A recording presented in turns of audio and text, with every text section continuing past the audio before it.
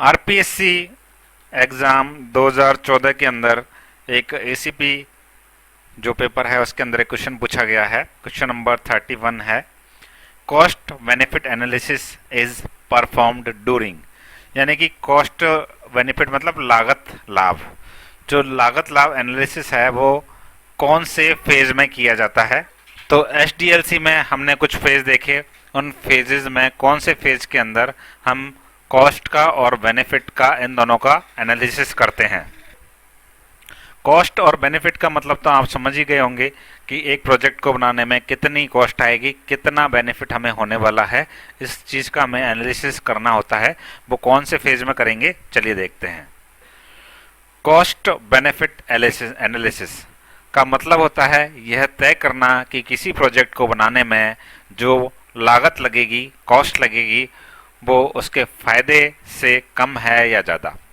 कहने का मतलब है कि जो भी हम प्रोजेक्ट बनाने वाले हैं उसमें कॉस्ट ज़्यादा लगने वाली है या कम लगने वाली है, और अगर ज़्यादा लगेगी तो कहीं हमारे बेनिफिट जो हमको प्रॉफिट होने वाला है उससे ज़्यादा ना लग जाए, ये हम चेक करेंगे। तो ये जो एनालिसिस है ये हमारे प्रोजेक्ट को शुरू करने का एक डिसीजन हमें देता है कि हम प्रोजेक्ट को शुरू करें या नहीं करें, और ये काम हम करते हैं फीजिबिलिटी स्टडी में। हम ये चेक करते हैं कि क्या जो हम प्रोजेक्ट बना रहे हैं वो कॉस्ट एफिशिएंट है, अगर है तो हम आगे बढ़ेंगे। फिर चेक करेंगे क्या वो बेनिफिट हमें देगा, अगर देगा तो हम आगे बढ़ेंगे। तो इसको हम कहते हैं फीजिबिलिटी स्टडी। ये चेक करना कि क्या ये पॉसिबल है भी या नहीं। तो फीजिबिलिटी जो स्टडी है वो कई तरह की होती है। एक में हम चेक करते हैं कि क्या ये टेक्निकली जो प्रोजेक्ट हम बना रहे हैं इसको बनाना संभव है भी या नहीं। दूसरी बात हम चेक करते हैं कि ये फाइनेंशियली पॉसिबल है या नहीं, जो हमें बजट एलोकेट किया गया है उस बजट के अंदर अंदर हो जाएगा या नहीं हो पाएगा। और थर्ड है कि इससे हमें कुछ फ़ायदा होगा भी या नहीं होगा। ये चीज़ें हम चेक करते हैं। अगर बेनिफिट ज़्यादा है कॉस्ट से तभी प्रोजेक्ट फिजिबल माना जाता है, तभी आगे के चरणों में डेवलप होने के लिए भेजा जाता है, नहीं तो यहीं हम चैप्टर क्लोज कर देते हैं, यहीं प्रोजेक्ट बंद कर देते हैं। तो बाकी के जो ऑप्शन थे उनको भी एक बार रीड कर लेते हैं। पहला ऑप्शन था एनालिसिस फेज।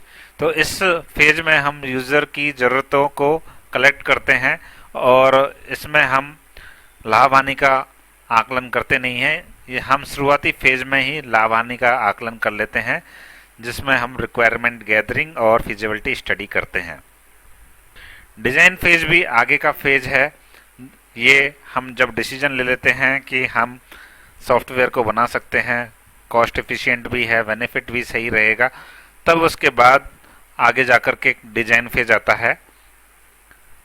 पहले उससे एनालिसिस फेज भी आता है, फिर उसके बाद डिज़ाइन फेज आता है।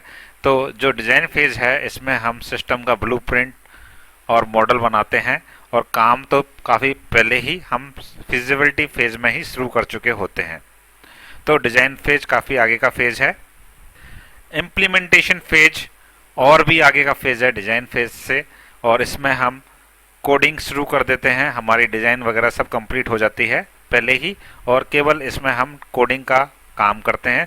यहाँ कॉस्ट और बेनिफिट से कोई लेना देना नहीं है। ऐसा कभी नहीं हो सकता कि हम कोडिंग चालू कर दें और हमें ये पता ही ना हो कि ये पॉसिबल है भी या नहीं बनाना, और पॉसिबल है तो हमारे लिए फ़ायदेमंद होगा या नहीं। तो एनालिसिस फेज फिजिबिलिटी स्टडी के बाद का फेज होता है, डिज़ाइन एनालिसिस फेज के बाद का फेज है, और इम्प्लीमेंटेशन उसके बाद का फेज है। तो ये तीनों के तीनों जो ऑप्शंस हैं ये फिजिबिलिटी वाले फेज के बाद आते हैं, इसलिए ये तीनों गलत हैं।